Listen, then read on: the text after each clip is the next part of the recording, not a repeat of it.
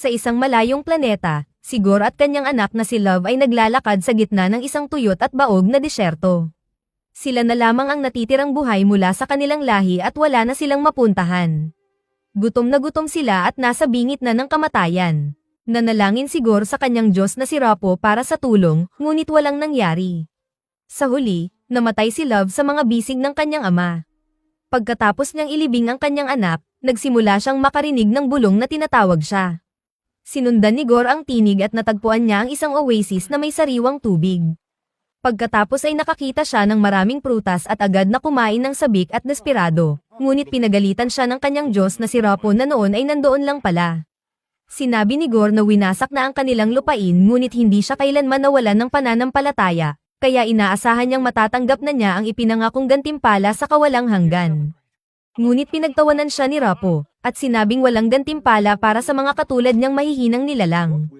Nagdiriwang pa nga si Rapo dahil napatay niya ang huling tagapagdala ng Necrosword, isang sinumpang espada na kayang pumatay ng mga Diyos.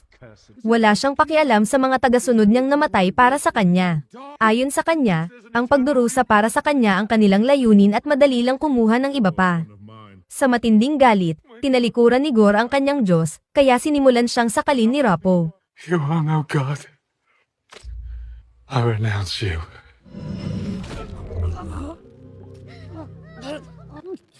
Now your meaningless life finally does have a purpose. To sacrifice yourself to me. Biglang lumipad ang Necrosword patungo sa kamay ni Gore at ipinakita sa kanya ang mga hakbang para makamit ang kapangyarihan, sinasabing kailangan niyang patayin ang lahat ng mga Diyos. Go to eternity.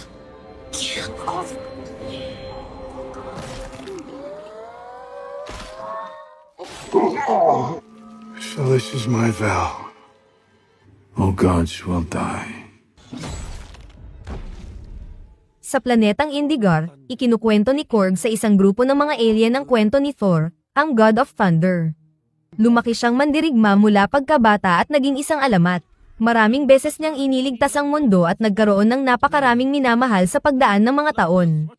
Ang kanyang tunay na pag-ibig ay isang babaeng taga-Earth na si Jane, na nakipaghiwalay sa kanya ilang taon na ang nakalipas. Pagkatapos noon, nawala lahat kay Thor, ang kanyang buong pamilya, ang kanyang mighty hammer na Mjolnir, at maging ang kanyang tinubo ang bayan na Asgard.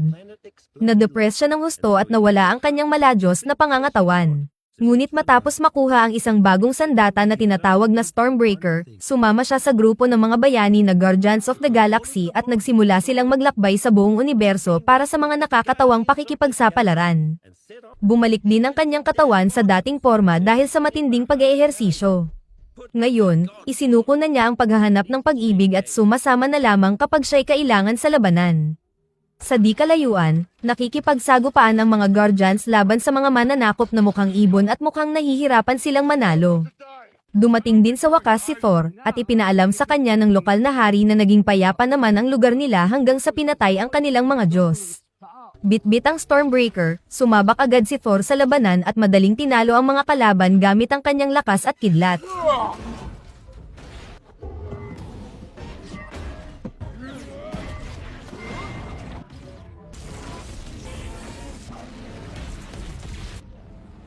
Nang sabay siyang atakihin ng dalawang kalaban, simpleng binuka ni Thor ang kanyang mga paa upang pigilan sila bago tumalon at pinagsalpok ang mga ito.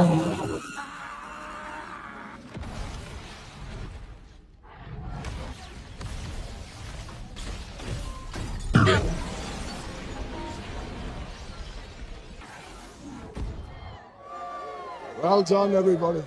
Sa Earth, nasa ospital si Jane para sa gamutan dahil na-diagnose siya na may stage 4 cancer, isang bagay na ibinahagi lamang niya sa dalawang malalapit na kaibigan. Dahil isa siyang siyentipiko, nagsagawa siya ng sarili niyang pananaliksik pati ang kanyang kaibigang propesor, ngunit wala silang nakitang lunas at mukhang malabo ang tsansa niyang gumaling. Dahil sa matinding pagnanais na makahanap ng solusyon, nagsimula si Jane na pag-aralan ang mahika ng Asgard at natutunan niyang maaaring makatulong si Mjolnir. Samantala, ang mga tao ng Asgard ay nagsimula na ng kanilang bagong tahanan sa Earth, kasama si Valkyrie bilang kanilang reyna. Siya ang pumalit matapos umalis si Thor. Ngunit bilang isang mandirigma, ayaw niya ang trabaho dahil puno ito ng politika at mga nakakabagot na pagpupulong. May mga tour na nagpapahintulot sa mga dayuhan na makapamasyal sa New Asgard kabilang na ang pagbisita sa natitirang mga piraso ng mighty hammer ni Thor na Mjolnir na nakalagay sa isang espesyal na display. Nang bumisita si Jane upang makita ito, biglang dumilim ang kalangitan at nagsimulang magliwanag ang mga piraso. Balik kay Thor, binigyan siya ng hari ng 2 dambuhalang sigaw ng sigaw na kambing bilang gantimpala sa kanyang pagtulong. Ngunit nang umalis ang grupo, nagdulot ng kaguluhan sa loob ng kanilang spaceship ang mga kambing. Pagkatapos nito, tiningnan ng grupo ang system para sa mga distress signal at laking gulat nila nang makitang napakarami ang humihingi ng tulong. Lumalabas na pinatay ni Gore ang mga Diyos sa libo-libong planeta at nakilala na siya ngayon bilang God Butcher. Isa sa mga distress call ay nagmula kay Lady Sif, isang Asgardian na mandirigman na dating kasama ni Thor. Dahil sa pag-aalala, nagpa siya si Thor na iwan ang Guardians upang makabalik sa kanyang mga kababayan. Matapos umalis ng Guardians sakay ng barko, ginamit ni Thor ang Stormbreaker para mag-teleport kasama si Korg at ang mga kambing papunta sa kinaroroonan ni Sif. Napunta sila sa isang nagyayelong lugar kung saan nakita nila ang kalansay ng dambuhalang nilalang na tinawag ni Thor na pinakamabait na Diyos kailanman. Sa malapit ay nandoon si Sif na sugatan at nawalan na ng isang braso, pero sapat pa rin ang lakas niya para ikwento na sinundan niya si Gore dito pero nahulog siya sa kanyang patibong at muntik nang hindi makatakas. Ang layunin ni Gore ay patayin ang lahat ng Diyos sa universo at ang susunod niyang destinasyon ay ang New Asgard. Dumating si Gore sa New Asgard at ginamit ang Necrosword upang kontrolin ang mga anino at magpatawag ng maraming halimaw. Sa loob lamang ng ilang segundo, nagkagulo na ang buong lungsod at nagsimulang kumalat ang apoy, kaya dumating si Valkyrie upang lumaban gamit ang kanyang espada. Maya-maya ay dumating din si Thor, sumali si Thor sa labanan. Habang pinupuksa nila ni Valkyrie ang maraming halimaw, biglang bumagsak sa gitna ng labanan ang isang bolang kidlat na mabilis na gumalaw at tinamaan din ang mga halimaw. Napagtanto ni Thor na si Mjolnir ito kaya tinawag niya ito, pero matapos lumusot sa isa pang halimaw, hindi ito tumuloy kay Thor, bagkus ay lumipad ito sa bagong may-ari. Ang babaeng ito ay nakasuot ng mga damit ni Thor at bihasang-bihasa sa paggamit ng Mjolnir.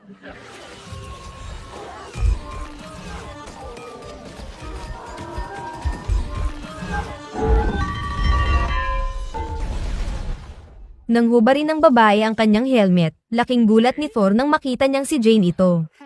Ipinakita sa isang flashback kung paano ang naging ugnayan nila dati. Noong una, masaya silang magkasama at maraming masasayang sandali, na para bang perpekto ang kanilang relasyon. Noong isang gabing lasing si Thor ay hiningan niya ng pangako si Mjolnir na palaging poprotektahan si Jane, at lumiwanag ang martilyo bilang tugon.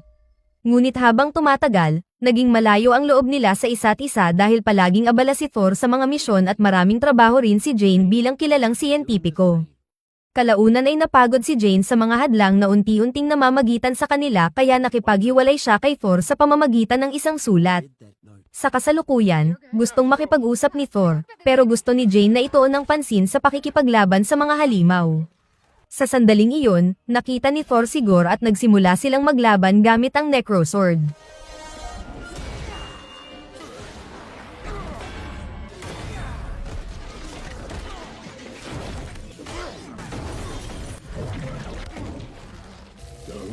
Touch my things. Pinaulanan ni Thor ng kidlat si Gore habang dumating sina Jane at Valkyrie upang suportahan siya, kaya napansin ni Gore na dehado siya at nagpasya siyang maglaho. Ngunit nananatili pa rin ang mga anino at naglabas ang mga ito ng maraming halimaw sa silid ng mga bata upang dukutin sila. Di nagtagal, ang lahat ng batang Asgardian ay nasa loob ng halimaw na parang kulungan, at nang tinangka ni Thor at Jane na habulin ito, tinileport ni Gore ang kulungan palayo. Pagkatapos nito, nagdao si Valkyrie ng pagpupulong kasama ang lahat ng Asgardian upang pag-usapan ang susunod na hakbang. Hindi matigil ni Thor ang pagtitig kay Mjolnir at sinubok ang tawagin ito muli, ngunit sa halip si Stormbreaker ang dumating sa kanya. Nagkaroon ng pagtatalo sa hanay ng mga mamamayan kaya lumapit si Thor at pinakalma sila. Times like this, we need to unite, come together.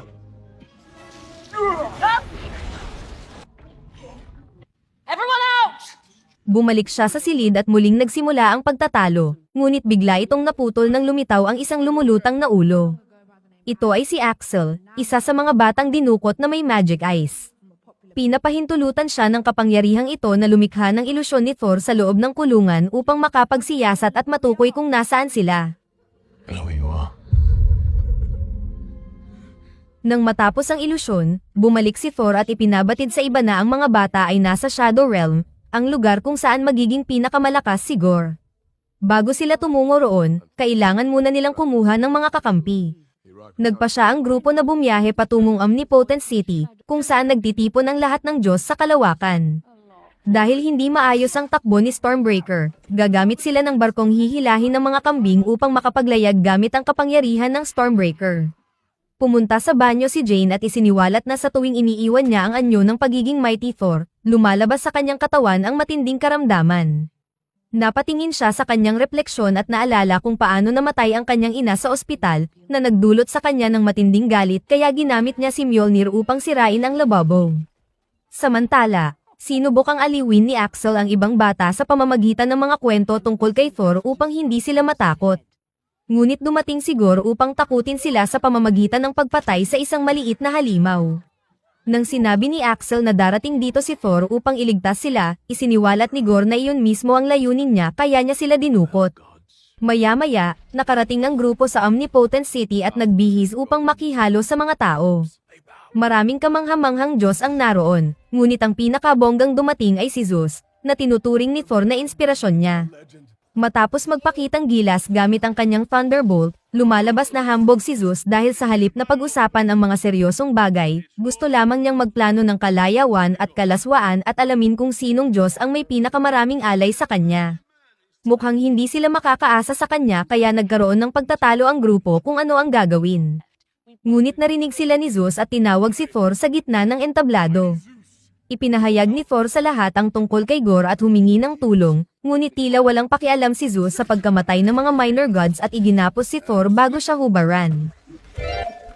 Nang makilala niyang siya pala si Thor, ipinaalala ni Zeus na ang bawat Diyos ay may tungkuling bantayan ang sarili nilang mga tao, kaya wala siyang interes na tumulong para iligtas ang mga Asgardian o ipahiram ang kanyang Thunderbolt na muli niyang ginamit upang magpasikat. Sinabi ni Zeus sa lahat na huwag mag-alala dahil hindi kailanman makakarating si Gore kay Eternity, isang napakamakapangyarihang nilalang na nasa gitna ng universo at kayang magbigay ng isang kahilingan sa sino mang makakatawag dito. Ibig sabihin, maaaring gamitin ni Gore ang kahilingang ito upang lipulin ang lahat ng mga Diyos ng sabay-sabay. Ang Omnipotent City ay dapat na isang lihim na lugar, ngunit dahil ngayong narito na si Thor, maaaring gamitin siya ni Gore upang makarating dito kaya iniutos ni Zeus sa kanyang mga bantay na huwag paalisin si Thor.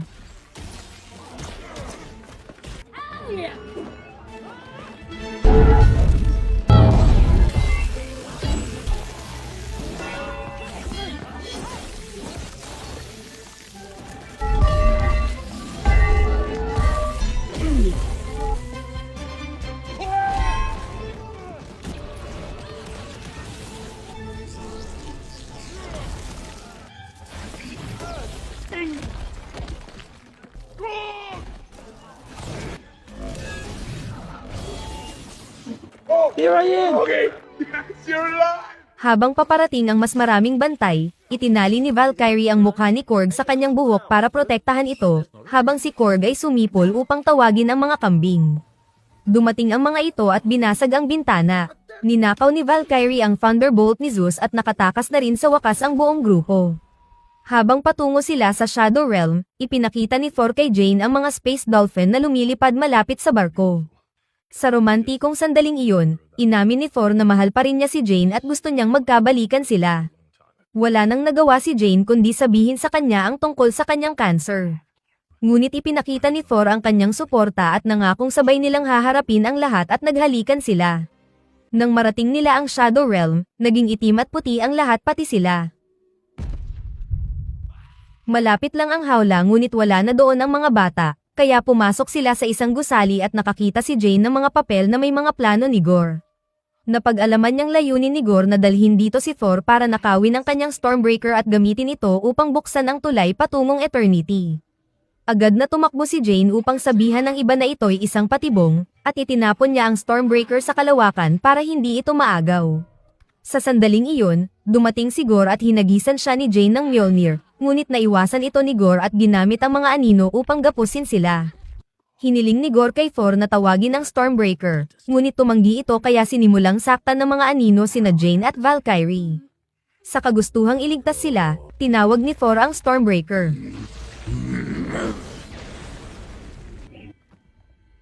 You okay?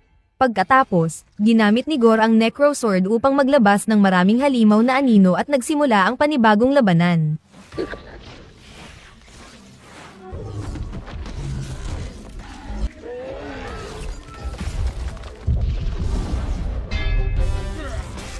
Pagkatapos ng ilang palitan ng atake, naabala si Thor ng isang halimaw kaya si Valkyrie ang humarap kay Gore gamit ang Thunderbolt. Nakailang tama siya, ngunit hindi sapat at nasaksak siya ni Gore gamit ang sarili niyang sandata. Dumating si Jane upang sagipin si Valkyrie at dinala siya kay Thor, na gumamit ng Stormbreaker upang buksan ang tulay.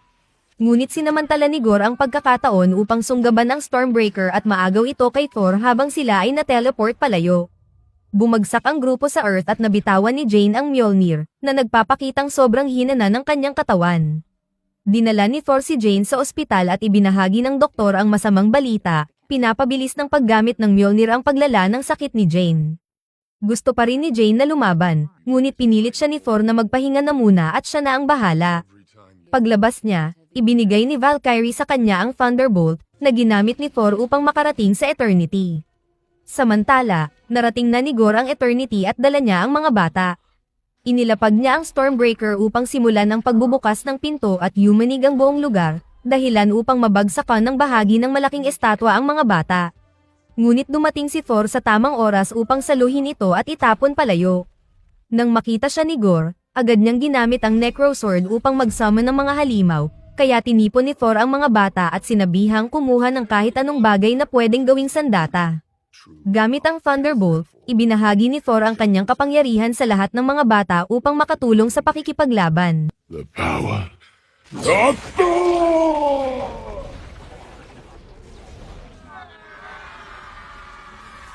Isang matinding labanan ang nagsimula ng salakayin ng mga bata ang mga halimaw, lumalaban ng buong lakas upang patunayan na karapat-dapat silang maging mga Asgardian.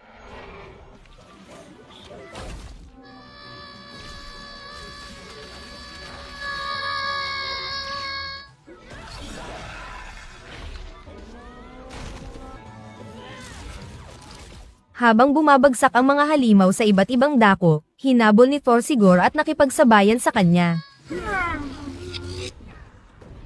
Mabilis na natalo ni Gore si Thor at muntik na siyang masaksak. Sa sandaling iyon, dumating si Jane sakay ng Pegasus ni Valkyrie at inihagis kay Gore ang Mjolnir. Sinamantala ni Thor ang pagkakataon upang kunin muli ang Thunderbolt at nagsanib puwersa sila ni Jane upang labanan si Gore. Gayunpaman, napansin ni Jane na malapit nang bumukas ang pinto, kaya pinapunta niya si Thor upang kunin ang Stormbreaker habang siya naman ang humarap kay Gore at patuloy na nilalabanan ng mga bata ang mga halimaw.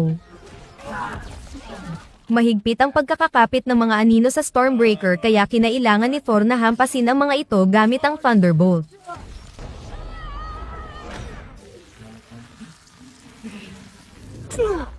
Napalaya na rin ni Thor ang Stormbreaker at inihagis ito kay Axel upang makabalik na sa tahanan ang lahat ng mga bata.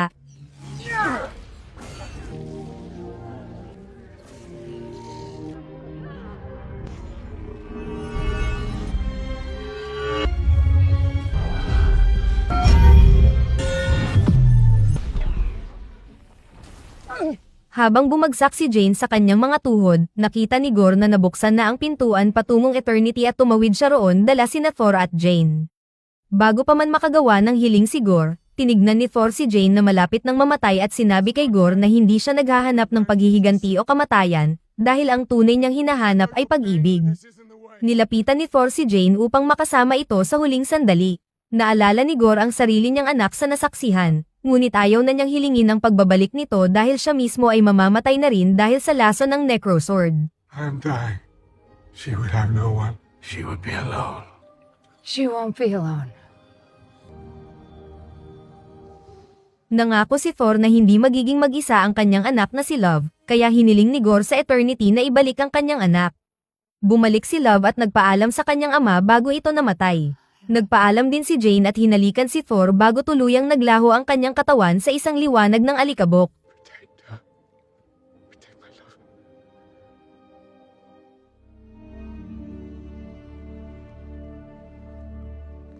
Makalipas ang ilang panahon, naging alamat si Jane sa New Asgard at nagtayo sila ng estatwa bilang paggunita sa kanya. Bumalik si Valkyrie sa pagiging reyna ng New Asgard at tinutulungan naman ni Sif sa pagsasanay ang mga bata sa pagtatanggol sa sarili. Nabawi ni Korg ang kanyang katawan at nakahanap ng kasintahan mula sa kanyang lahi. Pinalaki ni Thor si Love, ang anak ni Gorr na parang sarili niyang anak. Namumuhay silang parang simpleng pamilya, nag-aalmusal ng magkasama, ngunit tinuturuan niya rin ito kung paano kontrolin ang kanyang kapangyarihan. Madalas silang maglakbay, kung saan gamit ni Thor ang Mjolnir at gamit naman ni Love ang Stormbreaker, upang magkasamang lumaban at tumulong sa mga nangangailangan. Habang naglalakbay sila sa kalawakan, nakilala silang dalawa bilang Love and Thunder.